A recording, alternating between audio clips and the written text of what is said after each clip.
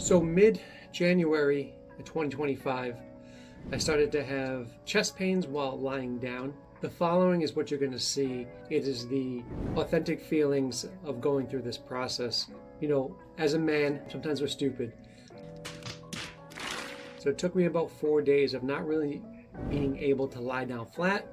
I would get extreme chest pain. So finally went to the ER where they diagnosed me with having endocarditis, which is inflammation of the heart. And from personal experience, lying down flatline, super painful. But when I did tests, they found out that my aortic valve had a congenital defect, was also gut infected, because when you have bicuspid aortic valve, it's more common for it to get infected. So not only did I have the congenital defect, and part of the valve was torn, and the other part had a lesion on it. So they said it was severe regurgitation. I think they said 50% of the blood pumping out of my heart would shoot back into my heart. Now from that, I didn't have any symptoms as far as I can tell. My heart would just beat a little bit faster. So 60 to 100 beats per minute at rest is considered normal. I was always around that 99, 100 limit.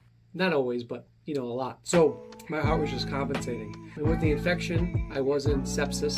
The infection caused my heart to get inflamed, which led to the tests. And then what you're going to see from these videos is my authentic feelings of going through this process. The biggest thing for me to film it was, one, to keep me occupied. Number two, to document it.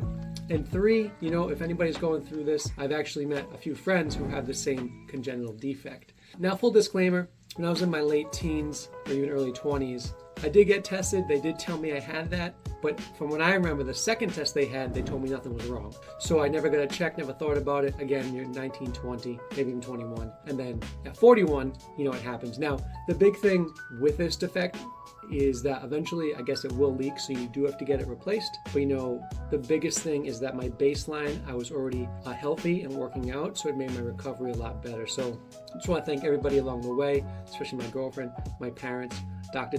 Denise from Brigham and Women's, and the nursing staff there, and the surgical team. The surgical team and Dr. Denise were great. And they were able to do open heart surgery, but minimally invasive. So my scars, instead of being cut down the middle, I have scars over here. I think this is one from my chest tube. So 2 scars, and they went in this way.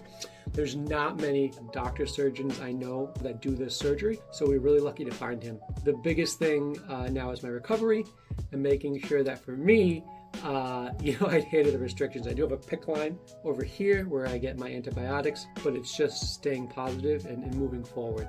So these are the videos.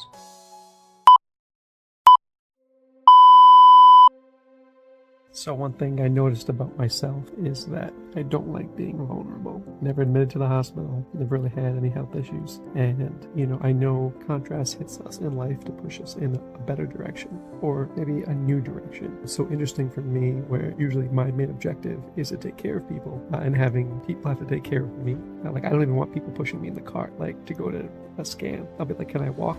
Knowing I can't. But, as humans, this is what we signed up for. And knowing that everything always works out, this is a good reminder to remind myself I know it will through. Most importantly, I didn't really want to tell people, but some people had to. It's kind of gotten around. And I know this is the real reason. The outpouring of love that I feel from everybody. And I felt it before, but this is a really good reminder, because I feel like, as we get in our routines, we forget. Logically, we know what really matters, but we forget that feeling. And you've all been great. I tell people, I don't want a pity party. It's all about positive energy anyway. And, right now, I'll be getting an upgrade in my heart. Something that wouldn't have even been found if I didn't come in for unrelated chest pains, which was from a virus that then inflamed my heart. And then this was separate.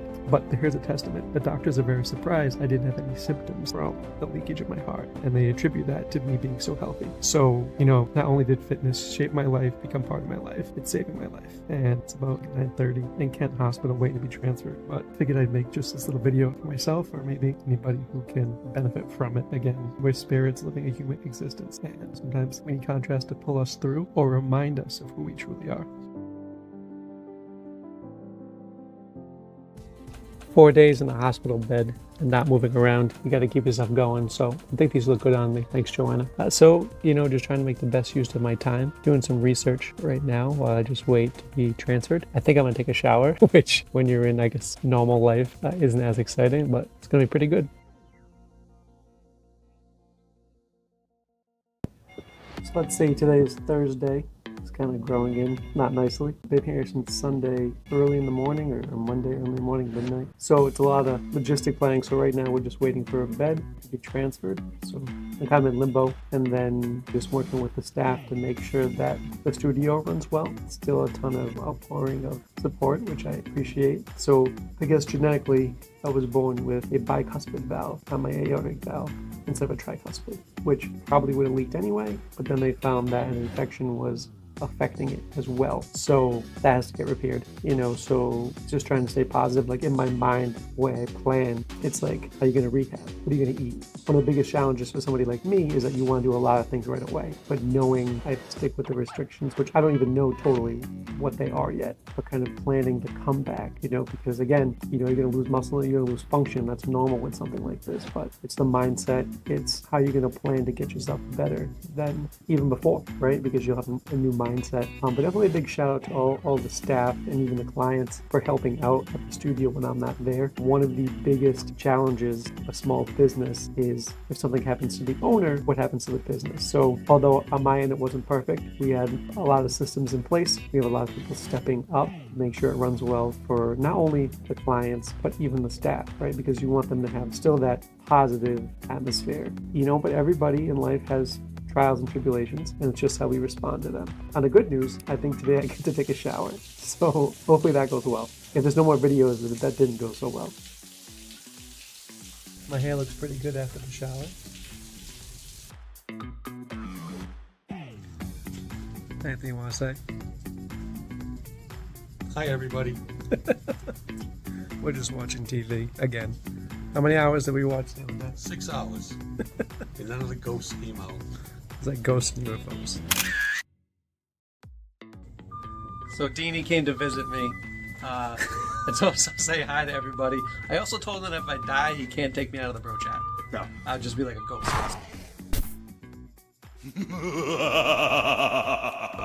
He said he'd make Ghost me of Marc. a ghost of Marc. It will be there. But I love you all, and Deanie doesn't really work, so he just stopped by. Oh, I look good. Yeah. Yeah. You want to say anything? All right, boys. Love you all.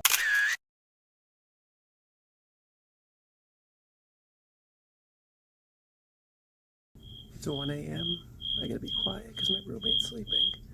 And a little bit of chest pain, but the beard's coming in nicely. And I have my nice nose strip. So hopefully trying to get some sleep soon. Some more sleep. I've got a little bit, but some more. So it's Friday. I came here Monday morning, so 5 days. A rabbi just came by. He saw the name Bochner. He goes, "Are you Jewish?" I go, "Yes." So he gave me challah, and then he asked who my dad was. He was Jewish. I believe that's what he asked. And he also got challah, so that was nice. I've had a priest come by from St. Basil's and a rabbi, so I have most of the things covered, I think. Today I got oatmeal. Didn't feel like pancakes. Actually forgot I got oatmeal. Thought I got pancakes. I was surprised when I got oatmeal. Last night a little bit rough. Definitely got that chest pain, but the nurse was pretty good. And she gave me some morphine. She's like, you don't have to be in pain. I think as a martial artist, you try to tough things through, whether you fail a technique or you do push-ups on your knuckles when you're 10, just kind of ingrained in you. Sometimes you just need that person to be like, just take it easy. So after that, I got some sleep.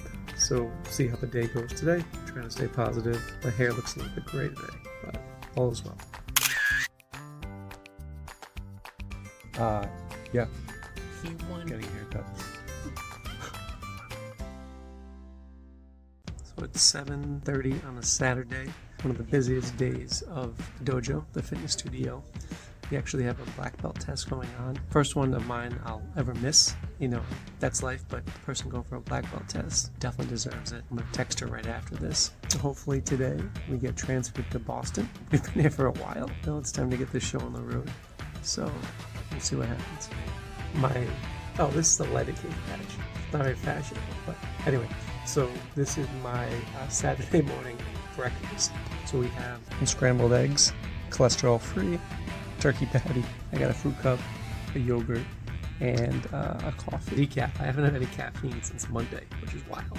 But the big thing in my head was like, okay, like I need to put food in myself that has a lot of protein, that doesn't allow me to gain much fat because my mobility is limited and it's going to be limited after. So when I'm planning out the rehab part, there's two parts to it. There's the exercise, the mobility, like what I have to do, especially after therapy.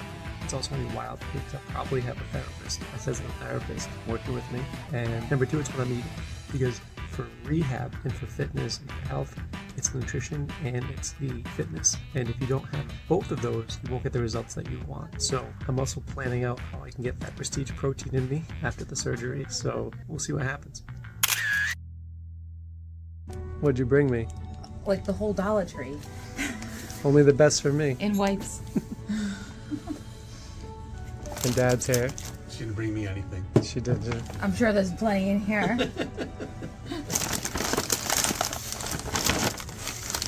Hey, What? Saturday night sucked without you. This is my date night because this is sitting in this bed with the mustard packets. A cold sandwich. Looks good though. Maybe we should just go out again in Providence like I used to on Saturday. Just kidding. Looks like I'm the patient. It's a Saturday night date night Date at the night. hospital. I can't watch Netflix. Dinner. I didn't buy you dinner, but you could have had some of my hospital dinner if you wanted. I brought my own. So it's Saturday night. We just got the word that I'll be transferred to Brigham and Women's. We've been waiting since Tuesday, been here since Monday early morning. So Joanna's being very nice and packing up my suitcase, kind of like I'm going on vacation. Just as fun as a vacation. So I get to ride the ambulance there, and hopefully we get the show on the road.